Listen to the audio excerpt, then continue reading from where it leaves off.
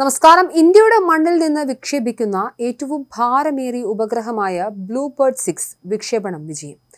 ഇന്ത്യയുടെ ബാഹുബലി എന്ന് പേരിട്ടിരിക്കുന്ന റോക്കറ്റാണ് ഉപഗ്രഹവും വഹിച്ച് കുതിക്കുന്നത്.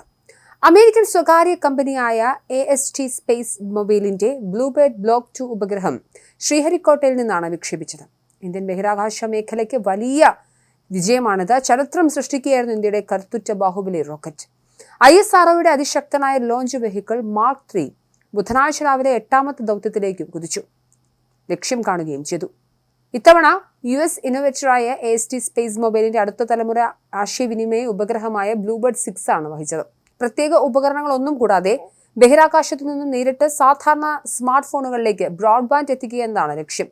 ഏകദേശം 6100 കിലോഗ്രാം ഭാരമുള്ള ബ്ലൂബേർഡ് 6 ലോ എർത്ത് ഓർബിറ്റിലേക്ക് വിക്ഷേപിക്കുന്ന ലോകത്തിലെ ഏറ്റവും വലിയ വാണിജ്യ ആശയവിനിമയ ഉപഗ്രഹം കൂടിയാണ്.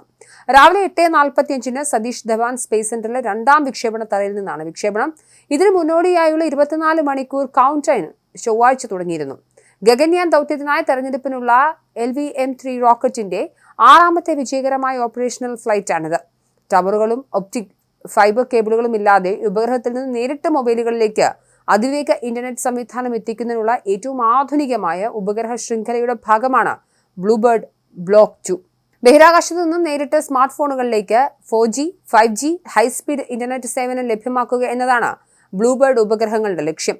223 ചതുരശ്ര മീറ്റർ നീളമുള്ള ആന്റിനകളുള്ള പേടകം ഏറ്റവും വലിയ വാണിജ്യ വാർത്താവിനിമയ ഉപഗ്രഹമാണ്. ഇതിനു മുൻപ് 4400 കിലോ ഭാരമുള്ള ഉപഗ്രഹം നവംബർ 2-ന് ISRO ശ്രീഹരിക്കോട്ടയിൽ നിന്നും വിക്ഷേപിച്ചിരുന്നു. സാധാരണ മൊബൈൽ ടവറുകൾ ഇല്ലാത്ത മേഖലകളിലും ഇനി മൊബൈൽ റേഞ്ച് ലഭ്യമാകും. മുൻപ് ഇന്ത്യ വിക്ഷേപിച്ച OneWeb ഉപഗ്രഹങ്ങളെക്കാൾ ഭാരമേറിയതാണ് ബ്ലൂബേർഡ് 6. ISROയുടെ വാണിജ്യ വിഭാഗമായ ന്യൂ സ്പേസ് ഇന്ത്യ ലിമിറ്റഡ് വഴിയാണ് ഈ കരാർ യാഥാർത്ഥ്യമായത്. ചന്ദ്രയാൻ 2, ചന്ദ്രയാൻ 3 ദൗത്യങ്ങളെ വിജയകരമായി ലക്ഷ്യത്തിലെത്തിച്ച LVM-3 റോക്കറ്റിന്റെ വിശ്വസ്തത ഒരിക്കൽ കൂടി തെളിയിക്കുന്നതാണ് ഈ ദൗത്യം. ലോകത്തെ വൻകിട ബഹിരാകാശ ഏജൻസികളോട് കിടപിടിക്കുന്ന വിക്ഷേപണ സൗകര്യങ്ങൾ ഇന്ത്യക്കുണ്ടെന്ന് തെളിയിക്കുന്നതാണ് ഈ നേട്ടം.